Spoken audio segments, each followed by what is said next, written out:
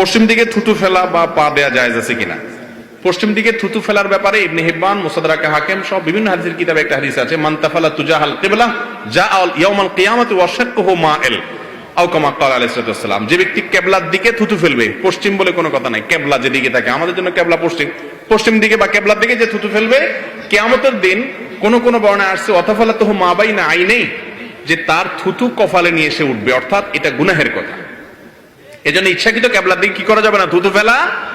আচ্ছা, এই জিনিসটা কি আমাদের খেয়ালে থাকে বলেন? থুতু ফেলান দরকার, ফেলে দিছি, পশ্চিমে গেছে না পূবে গেছে, উত্তরে গেছে না দক্ষিণে গেছে, কারোর খেতে গেছে না গায়ে গেছে, দেখার কোনো খবর নাই। মুসলমান এত বেদিশা হবে না, বেহুশ হবে না। মুসলমান যা করবে হিসাব করে করতে হবে, কারণ তাকে জান্নাতে যেতে হবে। এখন থেকে হিসাব করবো তো ইনশাআল্লাহ। এটা গুনাহের কথা, এই গুনাহটা অনেকে জানে না। যে কোন দিকে থুতু ফেলে দেয়, আগে ফেলেছেন সেজন্য আল্লাহর কাছে মাপ চাইবেন, সামনে যেন আর এটা না হয়। পশ্চিম দিকে থুতু ফেললে কি